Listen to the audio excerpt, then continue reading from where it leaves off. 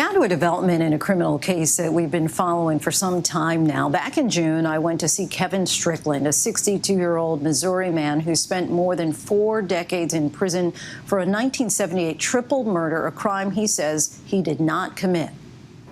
I would like to get a sense of what it does to someone to be behind bars for 43 years. I think I've been destroyed.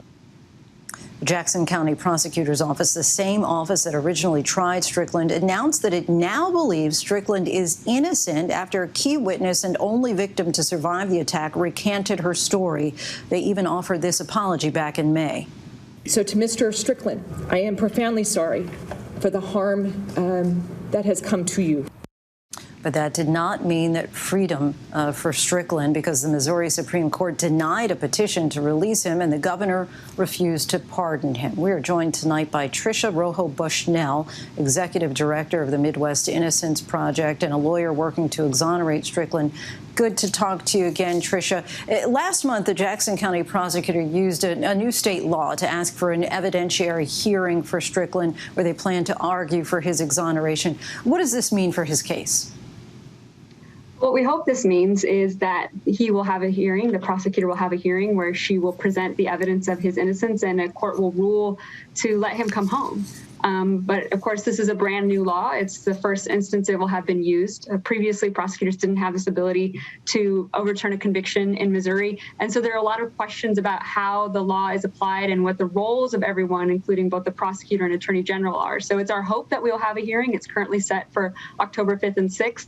But there are a lot of questions and a lot of sort of opportunities for the attorney general, who is still fighting this case to keep Mr. Strickland convicted, to try to sort of push that hearing back. And if that hearing is to happen in October, I know that you're hopeful and you're optimistic, but what do you feel realistically would be the outcome? I mean, I think any court, if they actually are presented with the evidence of Mr. Strickland's innocence, would exonerate him. We feel that very confidently. Unfortunately, in the past 42 years, even though all the evidence of his innocence has been available, no court has ever heard it.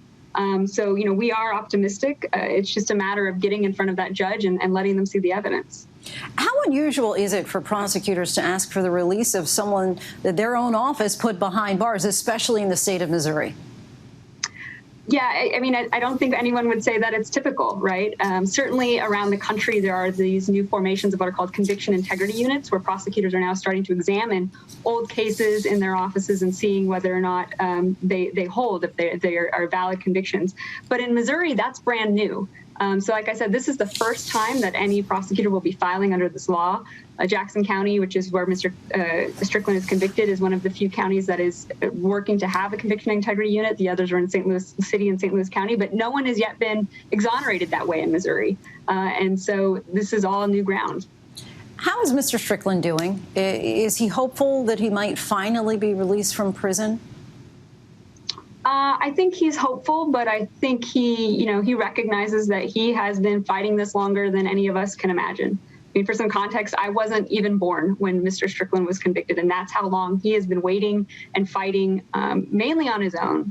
I think what makes him most hopeful is that so many people are now with him, so many people hear him and recognize his voice and his innocence, but he knows that it's been decades of fighting, and while he's hopeful, I don't think he is taking any possible delay or other impediment for granted. When we spoke to Mr. Strickland and his brother back in June, there was a hope that he might get released in time to see his ailing mother. Since then, she has passed away. What's his reaction been to that news?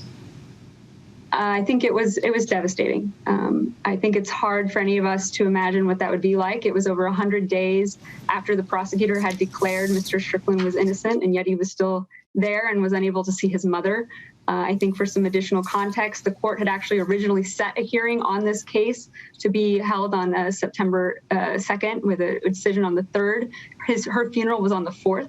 But because the attorney general stepped in and fought it, that hearing has been delayed till October, and that's why he was unable to attend her funeral. So I think it's just yet more evidence of the inhumanity of a system that shouldn't put so many barriers in front of justice. We know that him not being there wasn't justice, and it's been incredibly hard for him. Please keep us posted, and we will continue to follow up with a lot of interest. We're watching this case. Tricia Rojo Bushnell, thank you so much for your time. Thank you. Hi, everyone. George Stephanopoulos here. Thanks for checking out the ABC News YouTube channel. If you'd like to get more videos, show highlights, and watch live event coverage, click on the right over here to subscribe to our channel. And don't forget to download the ABC News app for breaking news alerts. Thanks for watching.